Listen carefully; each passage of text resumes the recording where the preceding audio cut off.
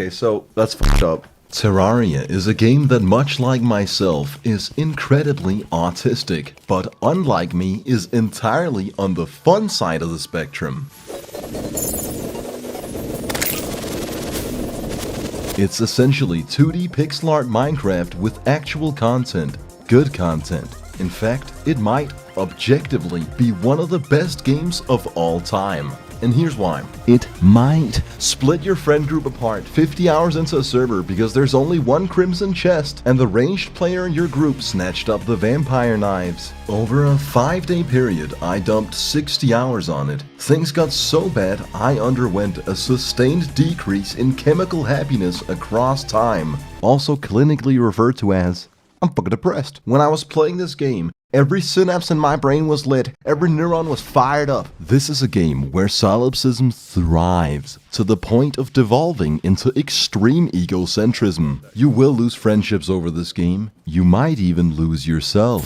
Say you started a world with your friends, and one particular individual was to use a stack underflow to generate 999 pink dyes and bring in questionable amounts of honey from allegedly another world, so he could be unique and different with his little gay otherworldly honey house. It would be entirely appropriate if every other person on the server banded together and psychopathically enforced their own all-encompassing life philosophies. Immediately started clearing the bosses without Honey Boy and rigged his house with TNT, a pressure plate, and wiring to a sign that'll send him a server message saying no cheating. Then waited patiently for hours until the unsuspecting victim logged on to start clearing the first boss with his friends, joyfully entering his striking honey estate that he'd spent several hours of his life building. Yeah, it's really easy.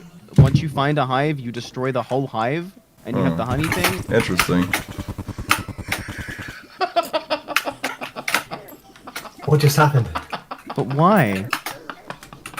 I spent so long building that. With fake honey from a different world.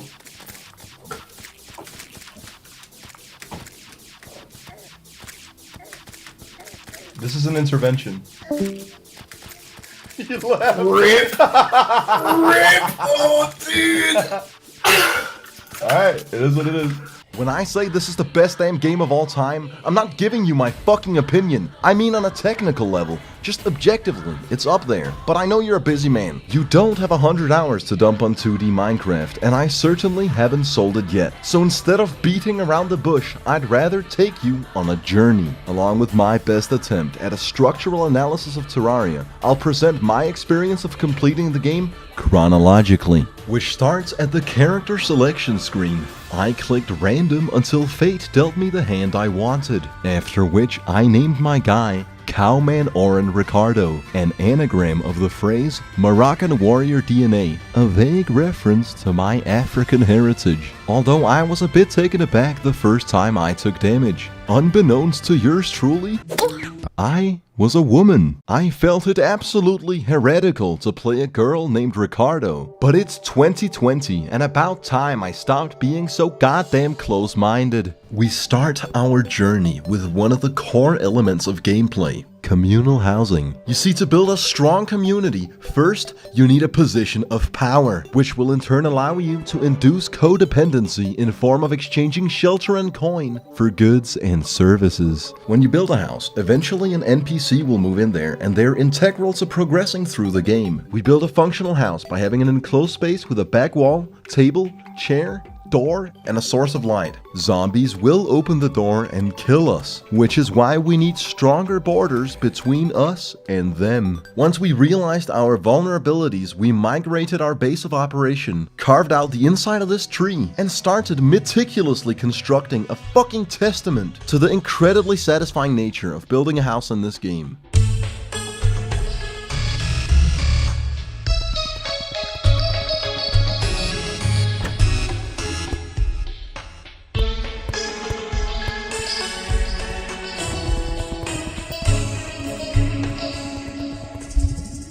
Now this is where you can go mining underground and explore caves in search of better ore to make armor and weapons out of. Chests which can contain potions, weapons, and a multitude of other useful tools. We also need them to store shit, and the certain death that awaits you. That is a legitimate way to play the game, but it is not an effective way to play the game. A meticulous Terraria player would know to save the mining for later, cause we'll be doing a lot of it, and instead go effortlessly chop down some cacti, which we craft into cactus armor, then travel to the edge of the map and interact with a sleeping fisherman. We complete his quest, which will allow the angler NPC to move into our village. You now have the meta NPC. Once a day you complete a quest for him, and in exchange he'll provide us with fishing gear and fishing potions, which we hold on to whilst yet again making our way to the edge of the world, which is quite a trek. This game is utterly massive. I'm a bit overwhelmed, and this is only a medium-sized world.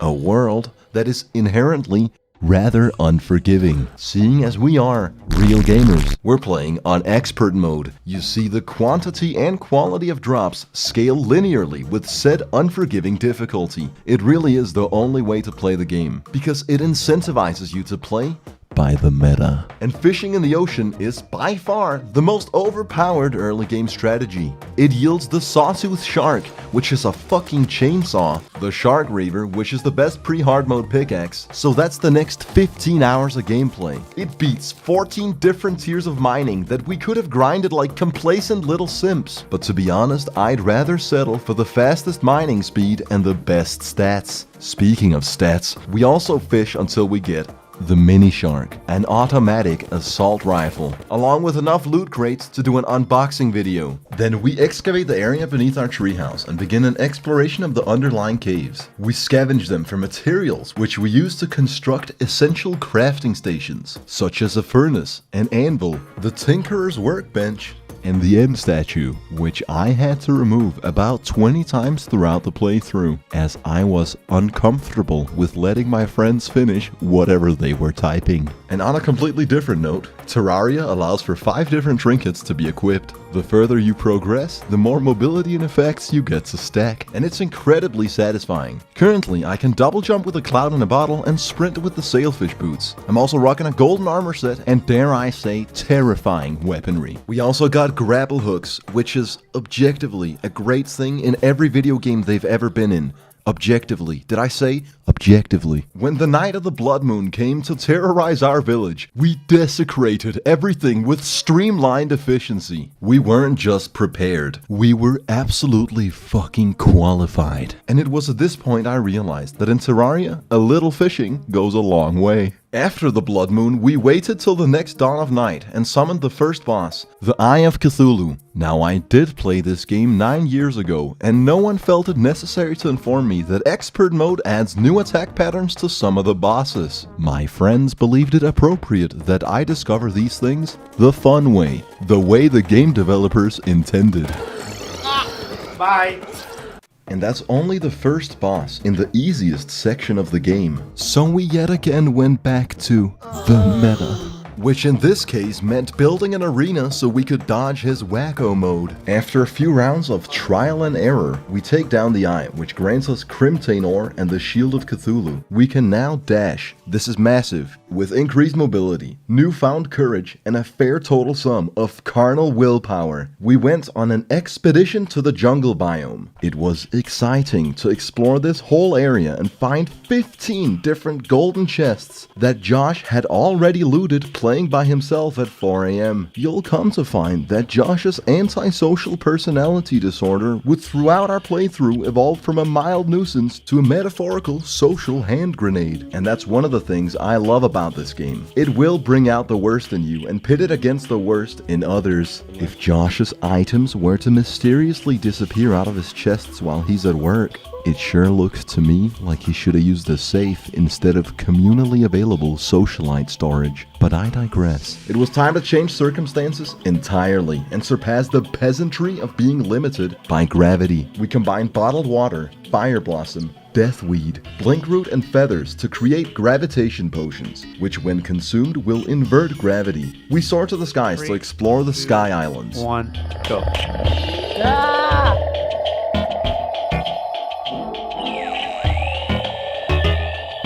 Oh, found one.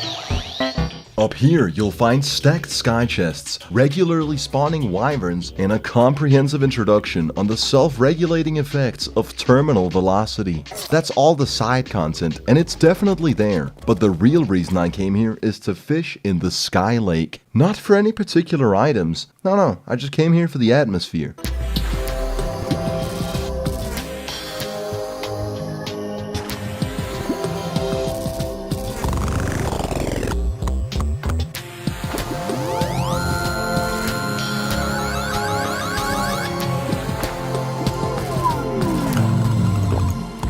After our bizarre sky trip, I rinsed the herb farm and Henny's chests for Daybloom, Moonglow, Blinkroot, Waterleaf, Deathweed, Shiverthorn, and Fireblossom, which I combined to make a gender change potion. I simply didn't feel like my outward flesh reflected my inside emotions. I may look like a girl, but I feel like a man. Unfortunately, I accidentally dropped the potion and I ran off with my gender. After a couple minutes of chasing my manlyhood, I finally reclaimed it, downed the Bruce juice, and replaced Ricardo's gender dysphoria with the self-realization of a warrior. And you might be thinking to yourself, alright, you built a treehouse, caught a pickaxe and an assault rifle, fought a demon eye, inverted gravity to fish in a sky lake, and changed your gender. Where can you really go from here? And the answer is down. It was time to dig the Hellevator. Partly because we want to go to hell, but mainly because it's the most oddly satisfying digging process you'll ever go through.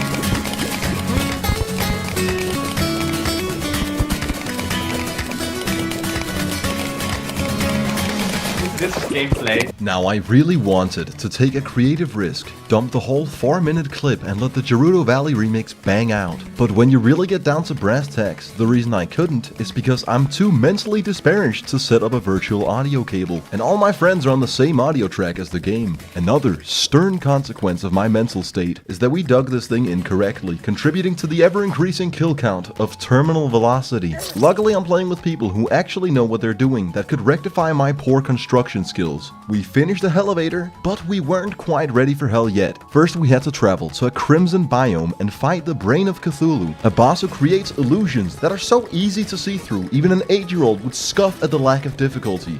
Looking back at the footage, the fake brains fooled me every single time, and I failed to see through the trickery even once. Shortly after we completed Terraria's ode to British sesh culture, you know, devastating the central nervous system, a meteorite landed. And let me tell you, that is absolutely smashing. Meteorite is the most powerful ore we have access to at this stage of progression. If you stand directly on top of it, it will sear your flesh to the point of death. To avoid a situation where we all stopped being friends, we split it equally and let each individual decide what they wanted to craft. I looked at the wiki for less than 10 seconds before I knew I wanted the space gun. Then we had an absolute surge of overconfidence and built an arena outside the dungeon. We also erected a little house with a bed so we could set our spawns next to the fight. The Skeletron fight, that is. A battle we were not prepared for. A battle which will result in a long therapeutic process many years down the line once I'm done repressing it. This is yet another situation which draws a direct parallel to British sesh culture. We needed gear, much more gear, which came in the form of a second meteorite. By the way, farming meteorite in Terraria reminds me of the now 8-year-old Tobuscus Let's Plays that I used to bang out on the daily. Hello once again, audience. I was actually gonna go get some more wood. Get some more wood. I don't get it. But I was gonna, hey, you wanna die while I'm harvesting? That's fine, just go, just die, just kill yourself. That's a good idea. Oh, everybody just kill yourselves. Man, 2012 YouTube gaming was something else. Anyways, with my newfound meteorite riches, I craft a full meteorite armor set, which reduces the mana cost of my space gun to 0. We take on Skeletron once more, and it dawns on us that our equipment was only part of the problem. As it turns out, the other half of our predicament was that we suck shit. But only losers stay on the ground. Real gamers rise up and take it on the chin. With a handful of attempts, we finally eradicate Mr. Bones, which grants us access to the dungeon. The pacing of Terraria's difficulty is fucking astonishing. You play to a point where you almost feel overpowered, and then as soon as you reach the next stage, it's back to primal carnage. You'll have to overcome incredibly harsh adversity, and if you do, you're rewarded with an adversely harsh power spike. My absolute favorite part of progressing is getting to see which items Josh left behind for the people that can actually feel empathy. After a moderate amount of deaths, I am now plowing through the dungeon with the Book of Skulls and the Magic Missile, which along with my space gun led me to spec into Magic, one of the 4 class setups, along with melee, ranged, and summoning. I find it incredibly cool that you can go for a certain class for a couple stages of progression and then change it with some of the future weapons, equipment, and armor you gain access to. You might even change it entirely based on one incredible item you get a hold of, and you can even combine the classes later down the line. This is fantastic game design, and I wish more games gave you that freedom. Furthermore, Terraria really is all about freedom of choice. Let's say, hypothetically, 2 of the 4 players exploring the dungeon got a hold of a shadow key, something which would allow us to open any shadow chest in the underworld. Those 2 players would now have a choice to make. Do we go on a hellish expedition with our friends and share all the loot fairly, or do Josh and I do what anyone would have done given our circumstances? That was a rhetorical question. We, of course, rinsed hell for every single shadow chest. I did the entire right side of the underworld, whereas Josh took the entire left side. You gotta look out for number 1. And the risk of social detriment is far outweighed by the rewards. From Flamelash to Meteorite Bars to the Hellwing Bow and Cold Hard Cash. This shit is absolutely poppin', and I don't regret our choices in the slightest. By the way, the underworld is one of my favorite visual aesthetics in the game. The backdrop is insane. You can screen cap any frame down here and it's literal pixel art. I also love the dynamic of how you survive. With the current equipment, you literally go building to building, narrowly escaping hellbats that do an unreasonable amount of damage, scavenging for health potions, just clinging on to dear life. Unlike most games, in Terraria, you're heavily rewarded for breaking all the small destructibles. God damn it, this game is fucking well made. After rinsing the shadow chests, we dug out a Hellforge which we'd need in the future and made our way back to the surface. Involuntarily. Now, you've seen a lot of fighting, you've seen a lot of mining, but you've only seen a minor amount of building. One of the best parts of Terraria, considering that Josh literally has a manor, Henny's got her castle, and Barty has a floating honey house. For now. It's rather lackluster that my house is essentially a treehouse dorm shared with 2 other blokes. To rectify the situation, I started building my home. First, I laid out minecart tracks from the communal treehouse, measured the distance, and started constructing my sky house. I use a bottom layer of ice so that my home will eventually be a frost biome, and because the ice taps are visually pleasing. I destroy one of the sky islands to make a cloud back wall, and I'm already tired of explaining this shit to you, so use your eyes to visually perceive what's happening and enjoy one of the grooviest video game soundtracks of all time.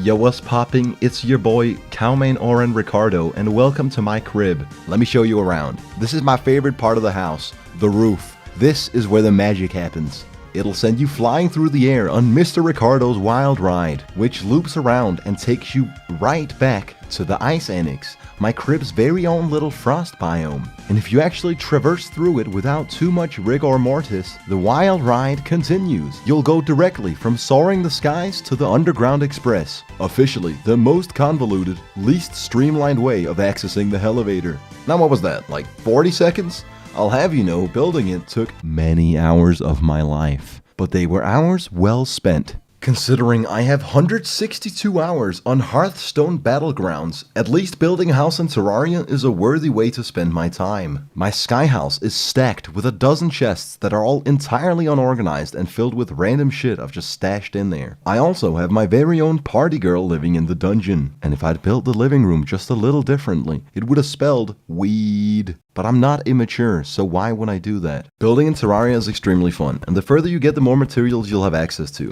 Placing blocks is like a tiny little dopamine button. The stellar sound design and pixel art visuals constitute an incredibly engaging creative aspect, which is a breath of fresh air and a very welcome change of pace from progressing through the content. Speaking of which, we once more went back to the jungle biome and rattled the hornet's nest to fight the queen bee, the second last boss before the training wheels come off. Believe it or not, we're in the introductory easy section of the game. Oh no. Do you want to go in the box? You've got less health. I'm dead. Okay, then we'll top. Oh. That's all you, Henny. There you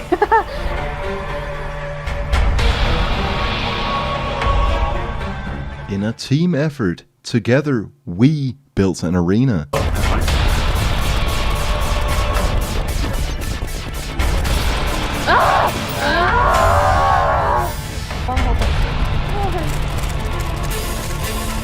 There's a loot badge for it. Oh, it does. With the proper preparation, it was almost anticlimactically easy.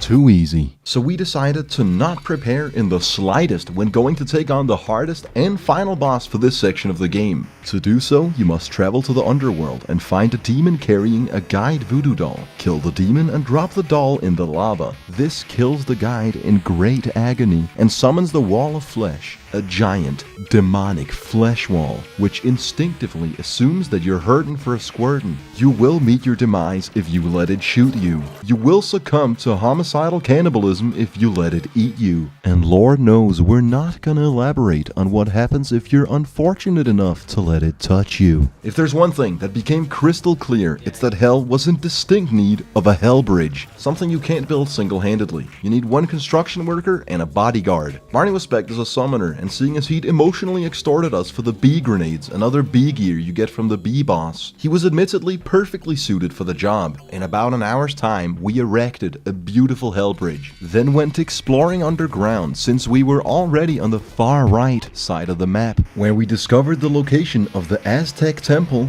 went mining with spelunker potions, and rekindled our arachnophobia in the spider biome. I then encountered a nymph. Every other NPC we've ran into has been a tremendous help, so I naturally interact with her. The nymph goes on to beat me unconscious and steal all my money. Not the first time a woman steps all over me, and most certainly not the last. You know what they say, crazy in the head, crazy in the bed. Satisfied with our expedition, we put the conquest to rest whilst biding our time and gathering our strength. The day afterwards, we had a couple people online. We took on the Wall of Flesh once more. And to be honest, the Hell Bridge is really the definitive way to play this boss. I mean, I really don't know why we didn't do this from the beginning. The Wall of Flesh goes from rip and tear to sit and stare. Oh shit. Although I'll admit, when we ran out of bridge and Henny was burnt alive, I was a little shaken up, but I know that comes with the territory. You might have to burn a gamer girl or two if you want to get that gamer bread. And the bread you can potentially scavenge from the Wall of Flesh treasure bag is not your standard pure carbs and sodium white rye. Not your malnutritious French baguette. No, we're talking sprouted, whole grain sourdough. These are your chickpea flatbreads, your Ezekiel bread, the cream of the crop, the creme de la creme. We're talking absolutely based gamer bread here, folks. In my case, that meant a slow laser rifle, which I didn't use for several hours, seeing as it was slow. Turns out that was just the stats it got, which can be re-rolled, and it's 3 times as powerful as my space gun. You live, you learn, I guess. I also got the Sorcerer's Emblem, which is perfect for a magic wielder, and the Demon Heart, which when consumed grants an extra trinket slot. And with all these things, I'm completely powerless. Because as soon as you beat the wall of flesh, the entire world changes as you enter hard mode. In our case, expert hard mode. This is what separates the boys from the men. Our entire world permanently converted and revamped with new challenges and content to explore. We got the Crimson Biome rapidly spreading and corrupting our holy lands. And on the flip side, the Hallowed Biome, where unicorns and elves will rip out our entrails. New ore, mobs, invasions, crafting stations, new crafting options, new bosses, better bosses, more class specialization, cursed events, new NPCs, and way more items. Furthermore, nearly every aspect of the game has been revamped, adding extensive replayability. But we'll get to that in just a second. First, we do the most important thing. Kill wyverns in the sky until we have enough souls of flight to craft harpy wings. Fucking listen to me. Limited flight, gliding, no more fall damage, an extra trinket slot from the now redundant double jump. Terraria's been rolling ever since house music was called techno, but this is where it starts peaking. We go to the Crimson Biome to smash a Crimson Altar with the Pwn Hammer. This is the first point where we begin to grow accustomed to the steep incline in difficulty. We're forced to actually learn attack patterns, die to utter nonsense, try to adapt, rinse and repeat. Funny game where enemies can come through the wall. Man, that was good timing. That was good timing. I'm laughing. I'm laughing from funny. It's so funny.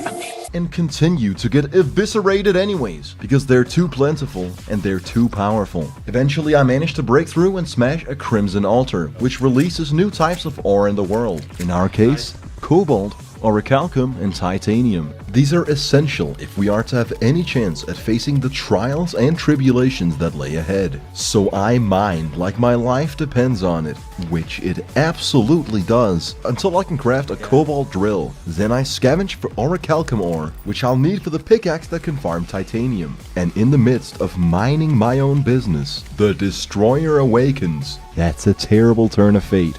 Awful situation to be in. It'll hunt us all down, massacre every single NPC, and spawn kill us for a good 5 minutes. After the Destroyer despawns, we get to breathe for literally 13 seconds before the pirate invasion hits. At this point, you can really start to feel hard mode. It's settling in quite nicely. You know, with some games, you turn up the difficulty, and it's like, alright, I think I can feel the difference. Terraria's not one of those games.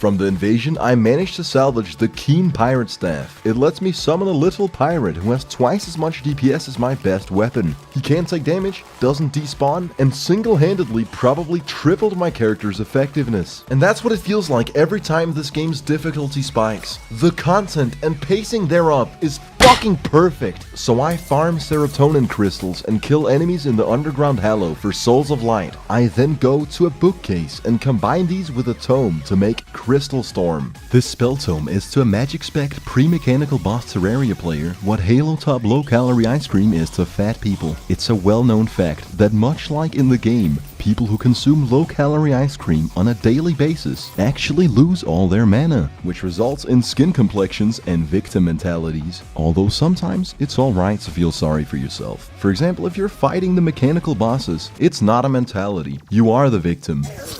The Eye of Cthulhu is now railed to the bone and jacked as can be. One eye with a laser cannon and another spewing wildfire. Both alternate between these modes and a charging melee attack. And just when you think you have a chance of winning, you acquaint yourself with the Enrage mechanic.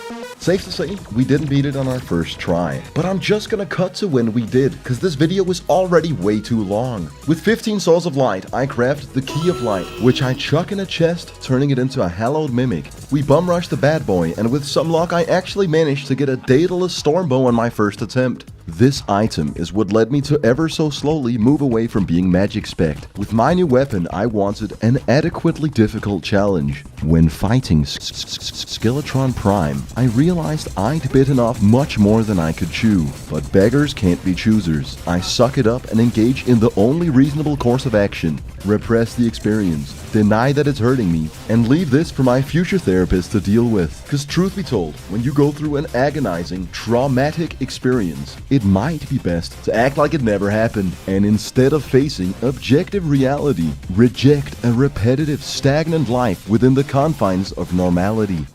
I don't know what that means. I don't know if I'm projecting, but I've spent way too long on this fucking video. Next boss. The Destroyer.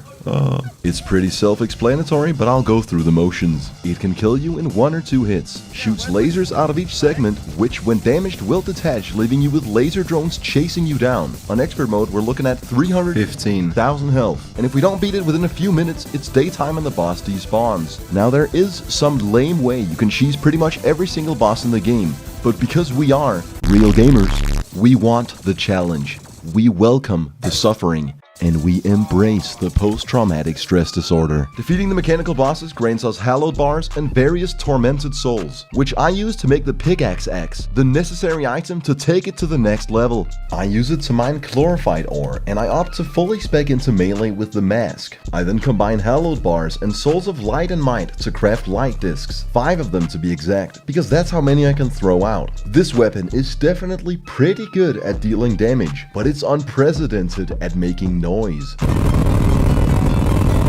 And I would go on to craft much greater weapons. But before we continue, allow me to, in a biased manner, blindly praise the game design a bit more, because I think progressing in early hard mode is a clear-cut case of outstanding, non-linear, well-implemented replayability. You can progress in pretty much any aspect of the game, whether we go to the dungeon, the underworld, fishing, building, mining. Every aspect of the game can directly contribute to completing Terraria. Even if Josh is an antisocial weirdo who just wants to spend hours fishing by himself, he's still getting us that gamer dough. Barney is, and these are his words, not mine, our gay interior designer, and I intend to speak with reverence when I say I don't always agree with his feng shui. But the mere fact that he didn't give a shit about farming, mining, or most of the bosses, but rather spent 10 hours of his life building a teleporter station in fucking space, meticulously designed for streamlined access to all the key travel points in our world, actually provided us with technological infrastructure that would carry us through the late game. Hai is an absolute metagamer who's played through the game several times, always scheming up some new optimal arena or preparing all the materials we need for the next big boss fight, or ensuring that he gets the Crimson Chest. I'm not mad. I'm not angry. And then there's me and Henny, who aimlessly browse the Terraria wiki to see what items we can get next, whilst randomly progressing wherever we happen to go in the world. Now the beautiful thing is that all of these are valid ways of plowing through the game. And just when you thought I was done praising Terraria's game design, I do the unexpected and keep sporadically praising it for the rest of the video. You may have noticed that I'd at this point discovered the dye tab. Not just is there a cosmetic slot for every piece of equipment, you can also acquire various dyes and pretty much customize your character to wherever on the spectrum you may find yourself. The bosses in the game are also a spectrum. On one end, you got the Slime King, very slow. Easy to kill, very slow. Easy attack patterns, simple movement, killed with ease, very slow. Easy to kill, killed with ease. And on the other side of said spectrum, you have Plantera, the hardest fucking boss in the game. If earlier bosses was cause for distress and constitute a need for therapy, then Plantera is the shit you never tell your therapist about. Both because you don't want to be chucked in the loony bin, and because it's an experience that can't be repressed, as it breaks you to the point of ego dissolution within the first minute. By the way, I'm the tank with full turtle armor. That means every boss primarily targets me. That is for a whopping 9 seconds, after which I succumb to fatal disintegration. When I spawn, it's a race to get back down, because if all 4 players are out of aggro range simultaneously, Plantera despawns. There's a tortoise!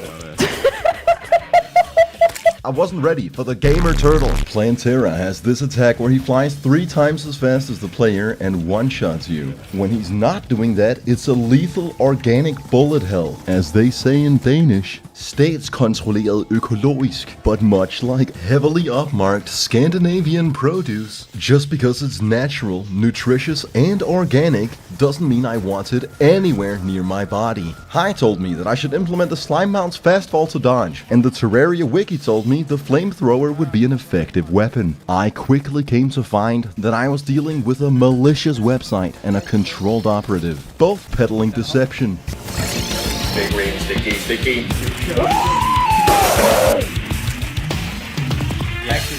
Oh, we did it! Defeating Plantera grants me 3 completely shit, useless items, entirely revamps the dungeon for that replayability, and drops the key to the Aztec Temple. By the way, the Destroyer was the final boss back when I played, so this is all very new to me, especially the spiky balls. And the spears. I genuinely never saw it coming. Oh. As it fucking should be. I didn't play this game for 40 hours so it could hold my hand and we could walk on sunshine. I'm here to conquer and fucking dominate. Unfortunately, when you fight the golem, you may be the one who gets conquered and dominated. But with wormhole potions that mysteriously disappeared from Henny's chests and friends that can actually dodge, I single-handedly slay the golem. Once again, Terraria's difficulty spikes, and we're faced with utter military superiority in the form of a UFO invasion that reminded us why we don't face our enemies head-on, but rather behind the lush comfort of easily abusable game mechanics. Admittedly, a cowardly strategy, but after dying 15 times, we felt it appropriate. And even 15 deaths is actually baby talk compared to the Frost Moon, which extensively acquainted us with the ruthless difficulty spike you must face after clearing a boss. The Terraria wiki told me that the Pumpkin Moon would be easier than the Frost Moon, but you have to remember, it's a malicious website with false information. I looked at the data, and the leading theory is that the Pumpkin Moon was likely developed in hell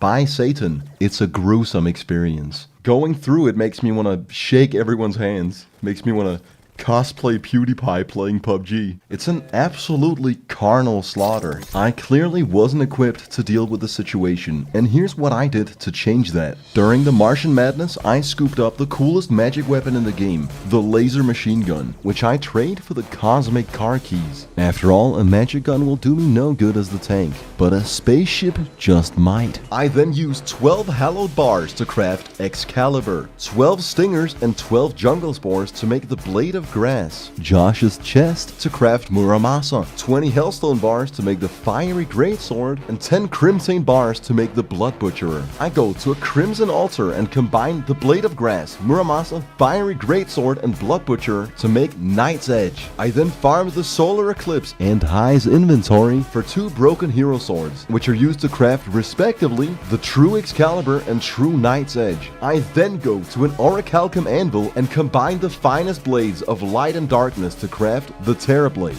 our long-range melee weapon. But I'm not done. The Titan Glove and Feral Claws make a Power Glove. Combine that with an Avenger emblem and we get the Mechanical Glove, which is forged together with a Magma Stone for the Fire Gauntlet. Any weapon we swing is now on fire, has 10% increased attack speed and damage, plus 80% more knockback. I craft the strongest pre-endgame tank armor in Terraria, the Beetle Shell Set. We also scoop up a Paladin Shield, which absorbs 25% of damage done to players on my team. I skip the Ankh Charm, cause I'm not gonna farm for 10 hours. And then combine a multitude of items to make the Master Ninja Gear for optimal movement and a 10% dodge chance. Combine the Sun and Moon Stones for the Celestial Stone. Defense, life regeneration, crit strike, damage and melee speed. Then I get lucky as shit with the Frozen Turtle Shell. A 1% drop chance from the tortoises in the ice biome. It significantly reduces damage taken when below 50% health. Along with wings, that fills out our 6 equipment slots. And of course we spend an unfathomable sum of gold to reroll all of them till we get +4 defense. And force our useless wizard/interior designer to be the healer. The final touch is the extremely fast short-range weapon I showed in the intro. With that, I'm finally complete.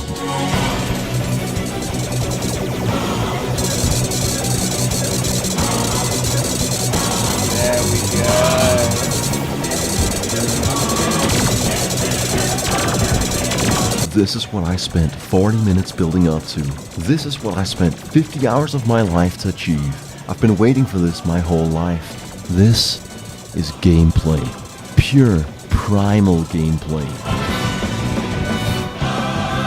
I'm not just having a good time here. I'm not just getting by. I'm fucking thriving. When I'm standing still in the middle of a boss, skanking, my brain is in a state of reverse depression. Just pure fucking pleasure. If you did an MRI, you'd find my central nervous system flooded with serotonin and dopamine. Every neuron fired up, and every synapse collapsing in on itself. As it fucking should be!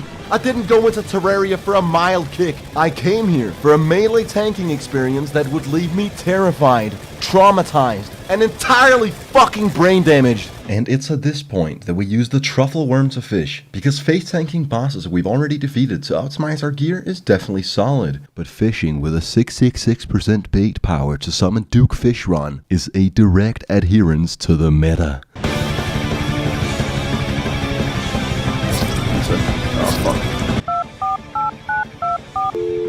Hello? Yes, hello, is this my therapist? What? No, why are you calling me? Yeah, I would like to schedule an appointment. How does 3 times a week for the next 4 years sound to you? Please stop calling me, Jonathan. I don't know what I've done to deserve this. Absolutely, it's a guy called Duke Fishron. You see, he's really put me through it. I haven't felt like myself ever since the Sharknado. You're making me really uncomfortable. Can you please stop contacting me? That sounds good. What about Mondays, Wednesdays, and Fridays at 4 p.m.? I'm not joking. I will get a restraining order. Alright, I'll be in the office tomorrow. Hello?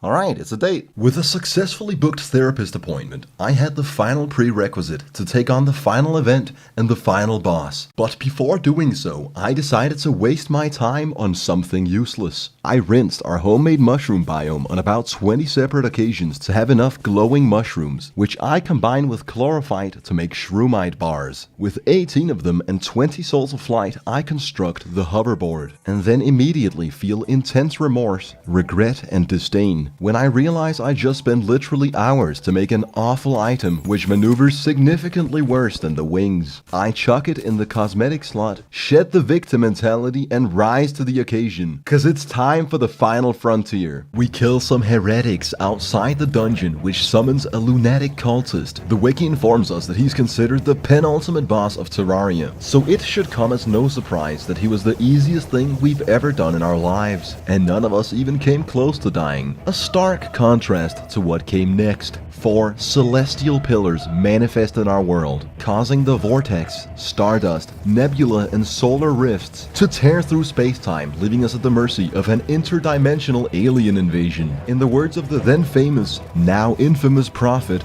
Christopher Wistifer, he said, "When in doubt, whip it out." Now you can complete the lunar events the intended way, or you can complete them without dying 30 times. Non-linear game design, it's your fucking choice.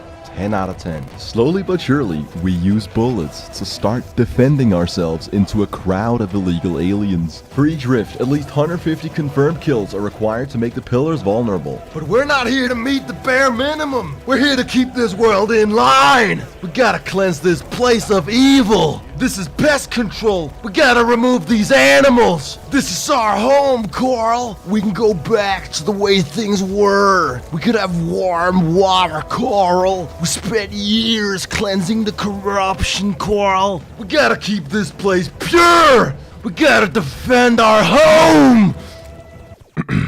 So anyways, each of the pillars grant us solar, nebula, stardust, and vortex fragments, which can be used to craft various extremely powerful items within each respective class. And since in Terraria, the means of production is owned and controlled by the workers, I had to engage in communal resource distribution and share my solar fragments with Josh, who was also melee. That was a real gamer compromise. I used mine to craft the Solar Eruption, a sword with so much power and so much extension that I'm almost certainly overcompensating for something. But regardless of what it is that I'm lacking, this weapon more than makes up for it. So with a booked therapist appointment, banging gamer loot, and an unrelenting force of will, we challenge the god of this world. First, we fought an enormous eyeball with teeth, then a slime with a person suffocating inside of it, then a teleporting brain, then a bee who's really mad, then a crazy cursed skeleton, then a gruesome flesh wall, then 2 metal eyeballs with a laser cannon and a flamethrower,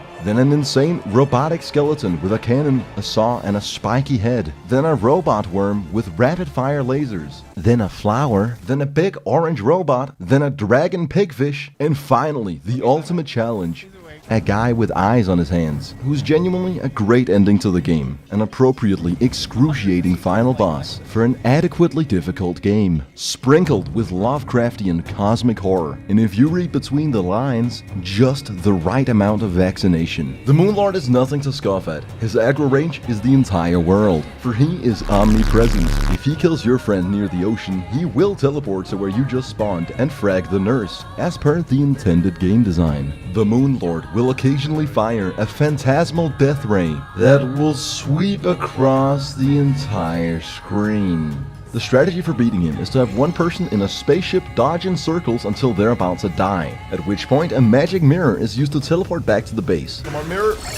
No! If the main tank exuded a massive blunder and had the mirror in his inventory rather than on a hotkey landing himself a solid minute-long respawn time, it would likely cause his party to wipe, meaning they'd have to restart the 15-minute-long boss fight. A clear-cut case of it is what it is. This fight has too many goddamn variables. There's no way you don't fuck this up. And as a result, this ends up being a chaotic infinity war across the entire game world. If whoever had aggro fucked up, there's absolutely no mistaking if you're next. I think it's appropriate to say, alright, now we're in the end game. As we overcome the final boss, I'll provide my final verdict. I don't think it's unreasonable to claim that within its respective genres, Terraria is both experience-wise and on a technical level one of the best games in the world. It just does everything right. From the extensive customization to a super accessible crafting system, to the non-linear progression, to the perfect pacing of content and difficulty. I find it extremely hard to critique the game when it excels across the board. Base building, exploration, combat, sound design, immersion, replayability.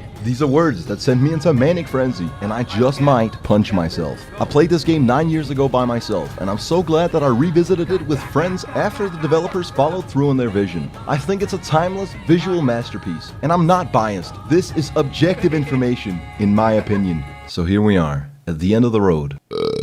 I originally intended to show you the final tier of equipment attainable only by farming Moonlord for hours. I thought it would have been a good little meme if I provided social commentary whilst completely cleansing our world of corruption, making it a utopia of pure pleasure. After which, I intended to use the drill containment unit, which would take a solid 10 hours to farm, to destroy every single block in the world. It would have pissed off my friends and been a neat little way of tying everything together. But instead, I decided to stay true to the structural analysis and provide an accurate reflection of my experience with the game rather than forcing content where there is none. Terraria is extremely fun, one of the most succulent games I've ever played. That is, exclusively while you're progressing through the content. But as soon as you kill Moonlord, there's no next step, no new ore to farm and no new area to unlock. It goes from 100 to 0 real quick. I guess you could still build a house, but what's the point? Josh literally has an automated mob farm below his mansion. I'm lame-brained, maybe even impaired, so I can't possibly beat that. Plus the building gets pretty boring and stagnant when you don't have the exploration, bosses and other content to balance it out. There's no greater challenge to warrant farming all the Moonlord items. And to be honest, we all completely lost interest in playing on the server once we'd beaten the game. So what happened is that I found an Arabic Nokia type beat, tweeted about it, and then Lo-Fi Lenny sent me his music. Through a series of events I don't legally have to explain, I ended up dropping a homosexual gangster rap, which is, in an unexpected plot twist, my final rating for the game.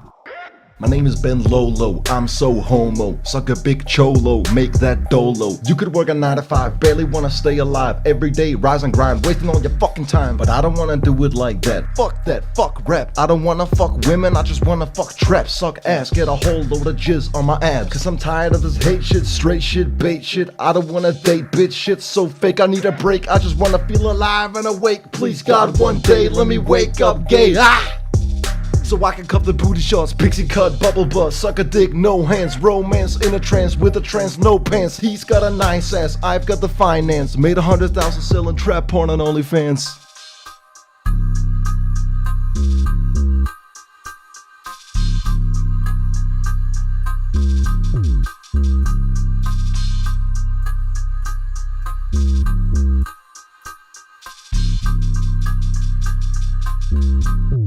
Oh yeah, check out the Scuffed cosplay contest on our Discord. Mwah.